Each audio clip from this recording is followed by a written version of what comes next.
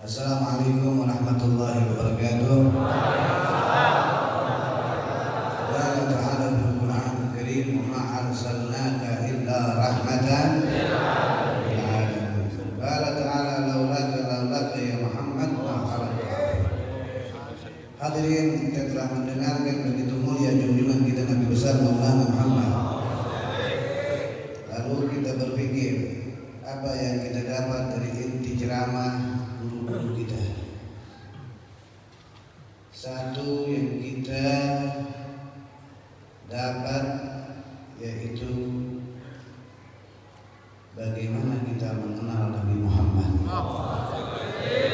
dan dikenal oleh Nabi Muhammad. Berapa juta, ratusan, bahkan miliaran lisan manusia yang bersalawat kepada Nabi Muhammad. Bahkan tak terhitung triliunan para malaikat, mereka semua bersalawat kepada Nabi Muhammad. Bahkan kalau ditanya apa kerjaan Tuhan yang Maha Esa, Allah Subhanahu wa Ta'ala, dari menciptakan makhluknya sampai sekarang, tidak lain kerjaan Allah Ta'ala adalah bersalawat kepada Nabi Muhammad. Bila semua makna yang besar ini telah ditunjukkan oleh guru-guru kita dalam ilmunya, apalagi yang kita bingungkan kalau kita memiliki Nabi Muhammad? Apalagi yang kita takutkan bila kita memiliki Nabi Muhammad?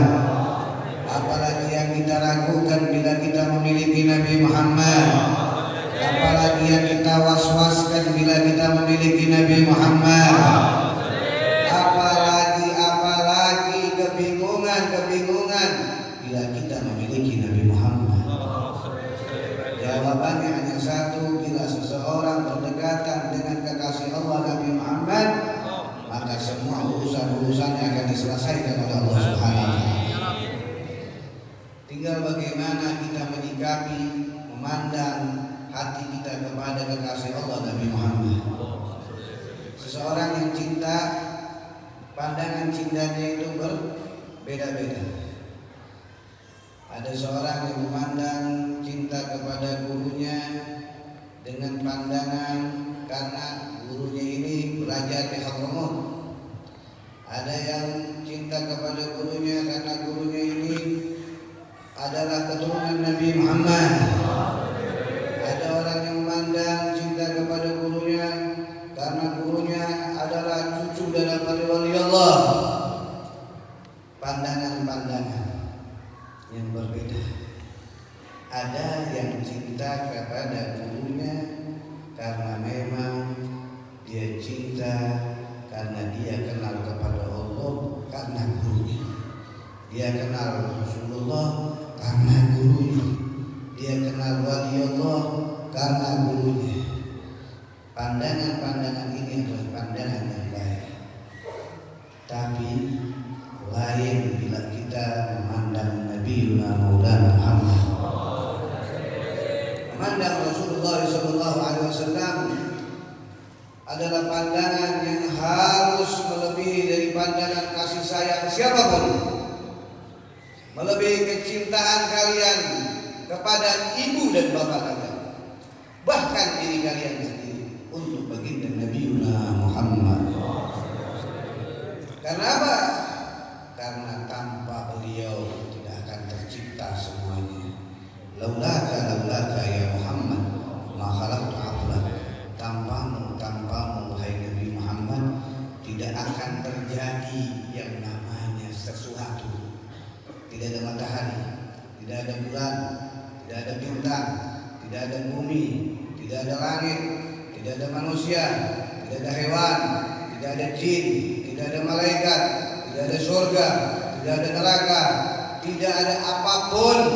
Allah menciptakan sesuatu itu dikarenakan Allah menciptakan nur baginda suci Maulana Muhammad dari cahaya Allah Subhanahu wa Ta'ala.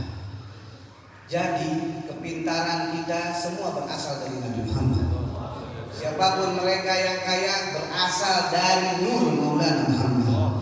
apapun kehebatan, semua itu tidak bisa melebihi Nabi Muhammad.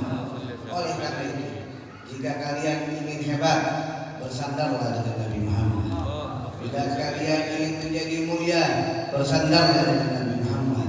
Bila kalian menginginkan kesenangan, kebahagiaan yang abadi, bersandarlah dengan Nabi Muhammad. Inilah makna bulan Sya'ban, bulan yang Allah memuliakan Nabi Maulana Muhammad. Karena tadi disinggung, tidak akan tercipta Lailatul Qadar, tidak akan tercipta yang namanya Ramadan bila tidak ada Nabi besar Maulana Muhammad. Kalau sudah tidak adanya Ramadan, tidak ada Lailatul Qadar, sebab Nabi Muhammad, kenapa kita harus jauh dengan Nabi Muhammad? Zaman yang semacam ini, yang tidak lagi kalian bisa menolak kemaksiatan, dosa-dosa sudah mengalir bagaikan air yang deras, tidak hanya ada di luar, bahkan ada di dalam. Satu yang bisa menyelamatkan kalian, jangan pernah hilangkan akal pikiran kalian dan hati kalian untuk bersandar kepada Nabi Muhammad. Ajak orang tua kalian untuk cinta kepada Nabi Muhammad. Ajak anak istri kalian untuk cinta kepada Nabi Muhammad. Ajak siapapun yang kalian cintai untuk mencintai Nabi Muhammad. Bila kalian menginginkan keselamatan, dulu para anbiya mereka menunggu yang namanya al-mau'ud. Siapa al-mau'ud? Mereka bertanya-tanya. Mereka pikir itu adalah Nabi Allah Nuh. Ternyata bukan Nabi Allah Nuh. Mereka pikir Nabi Allah Hud. Ternyata bukan Nabi Allah Hud. Terus para anbiya bertanya-tanya, siapa al-ma'ud yang dijanjikan?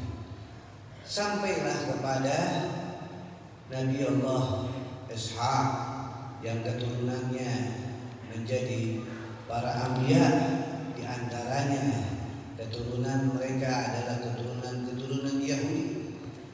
Lahir disitulah Nabi Allah Musa.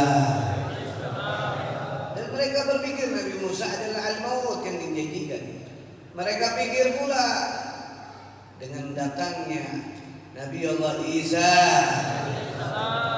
bahwa ini adalah al-maut, juru penolong mereka, janji yang dijanjikan kitab-kitab mereka. Karena tertulis al-mau'ud di Taurat, di Injil, di Zabur.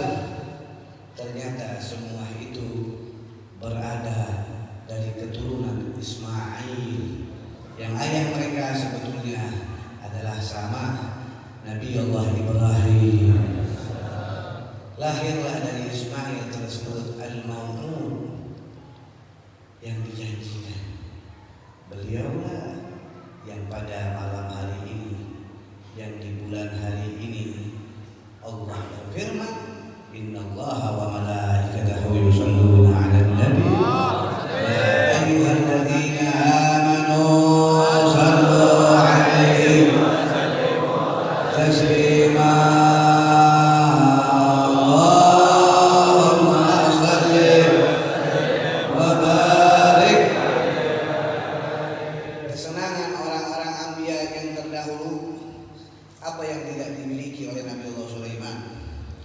Istana kerajaan yang megah dan indah tidak didapat oleh Nabi Allah Sulaiman, melainkan semua itu dikarenakan beliau menyebut nama al-mau'ud, itu junjungan Nabi Maulana Muhammad. Semua mukjizat bila ingin diturunkan oleh Allah Subhanahu wa taala, maka mereka para anbiya bertawassul kepada Habibuna Maulana Muhammad. Kalau para nabi yang 124.000, Rasul yang 24 dan 25-nya adalah Nabi Muhammad, bertawassul kepada beliau yang mulia Nabiuna Maulana Muhammad, Allah Ta'ala kabulkan semua permintaannya. Kenapa kita sebagai umatnya tidak mau membasahkan lisan kita untuk memuliakan Maulana Muhammad. Ente tahu Nabi Allah mereka kalau ingin diturunkan mukjizatnya itu ada yang berapa? Ada yang 20 tahun berselawat kepada Nabi Muhammad. Ada yang 30, ada yang 300, ada yang ratusan ribu. Mereka bersalawat kepada Nabi Muhammad. Ingin apa? Ingin digabul permintaan. Permintaan para Nabi ya mukjizat. Nah kita baru jam berapa? Dari jam 8 sampai jam 4. Pantat udah ke kanan sendiri, udah kecapean, perut badannya udah ingat kerocokan. Apalagi yang ngerokok udah kebayang tuh Marlboro, udah kebayang kopi. Nggak ada masalah. Yang penting hati selalu bersalawat kepada Nabi Muhammad. Intinya kita nggak perlu hampir ribuan, ratusan. Karena umur kita kata Nabi cuma sitin wasabina sana 60-70 tahun umur umat. Ente umur berapa saudara? Nah ada yang 30, ada yang 20. Berarti kalau yang 30 kontrakan itu di sini 15. Tinggal berapa lagi? Coba kalau 30 kontrakan itu 30 tahun lagi. Ya, kalau 70 40 tahun lagi. Kalau yang umurnya 40 30 tahun lagi. Setahun berapa ya? Kontrakan itu setahun. Pak Dul umurnya 5 tahun lagi teman.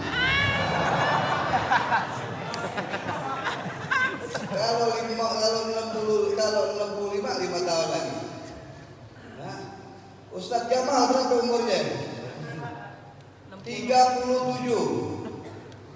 Lama masih. Ustadz Anwar berapa? Hah? 35.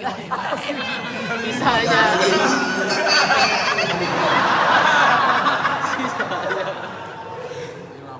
Hah? 51. Waduh, 10 tahun lagi. Siap. Beb, kumpulin berapa? Dekat WC masih dulu.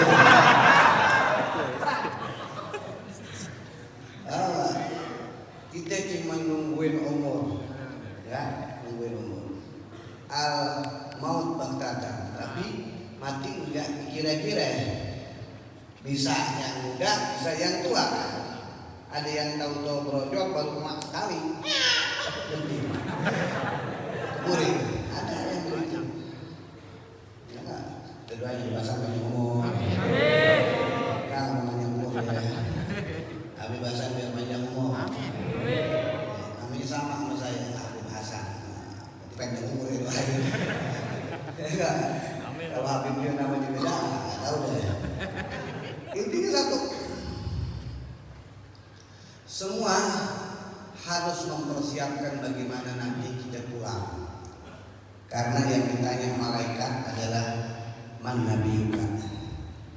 Orang nggak bisa jawab ucapan man rabbuka kalau dia nggak tahu man nabiyuka. Sumbernya cuma satu.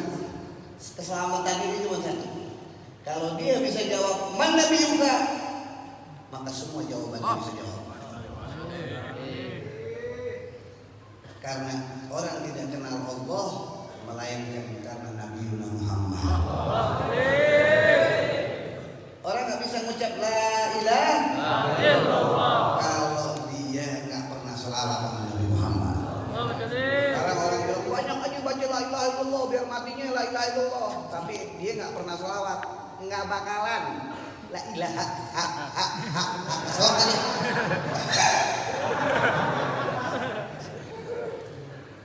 Orang baca la ilaha illallah tapi dia nggak pernah selawat sama Nabi Muhammad, jangan harap dia bisa mengucap kalimat la ilaha illallah. Orang yang bisa mengucap kalimat la ilaha illallah, orang yang di dunianya basah lisannya cinta kepada Nabi besar Muhammad. Saya pernah ngalamin Al-Walid Al-Habib Abdurrahman bin Ahmad As-Segaf, ayah daripada guru kami sekalian Habib Ali. Hidupnya ngajakin orang selawat kepada Nabi Muhammad. Begitu juga Habib Muhammad Witan, anak dari Habib Ali Witan Zainal. Hidupnya ngajakin orang selawat. Kalau orang-orang dulu ngajakin orang selawat kepada Nabi Muhammad, kenapa kita ini nggak mau selawat sama Rasulullah?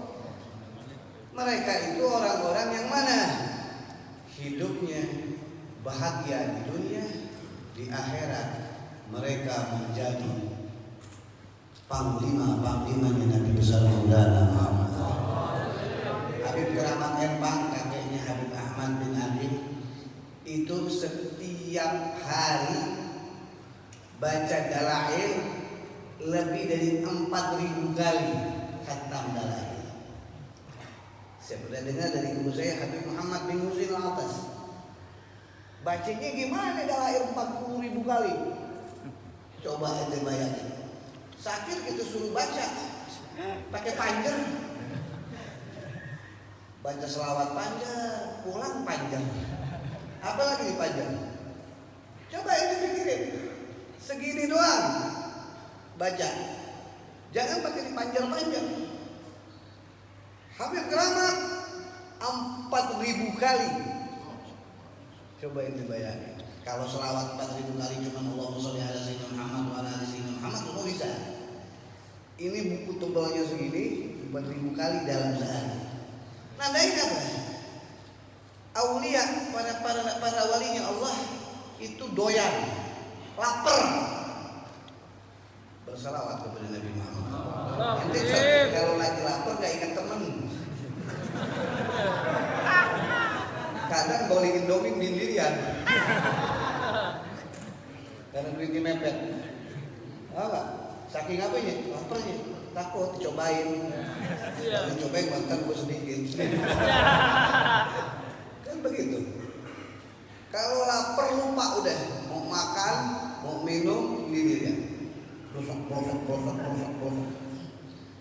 Nah kalau ente sama makanan, kalau lagi lapar, nggak ingat tuh penyakit, nggak ingat. Ada kolesterol, bodoh udah begitu lapar. Bawa, mau ada asam urat, yang penting kenyang perut, nggak dipikirin. Nggak penyakit. Mau gendut ke sekalian. Kenapa? Yang penting keisi perut. Nah kalau buat badan kita bisa gemukin, kenapa buat roh kita nggak bisa gemukin? Badan bakal jadi bangke, dimakan tanah, habis tulang benulang. Tapi roh kita bakal terbang. Ar-ruh junudun mujannadah, roh berkelompok-kelompok. Roh ada yang warnanya hitam, rohnya orang kafir. Ada roh yang warnanya kuning, roh orang munafik. Ada roh yang warnanya hijau beluk. Ini roh orang fasik. Ada nur, rohnya ada bercahaya, kilap-kilap tuh cahayanya. Ini nurnya, rohnya orang yang beriman kepada Allah dan Nabi Muhammad. Tinggal ada di mana di kita. Nah kalau kita dicabut sama Allah Subhanahu wa taala, roh kita dalam keadaan terang benderang, maka kita pantas bisa duduk sama Nabi kita Maulana Muhammad. Caranya gimana supaya nurnya, cahayanya banyak? Saya punya roh. Jangan pernah jauh dengan majelis-majelis yang dibacakan salawat kepada Nabi Muhammad. Mau itu ustaz, mau itu kiai, apalagi habaib, kalau di situ disebutin nama Rasulullah, duduk. Biar apa? Biar masuk ke rohnya, ke dalam hati kita, sehingga roh kita bercahaya dengan cahaya Nabi Muhammad SAW. Ya Habib, ya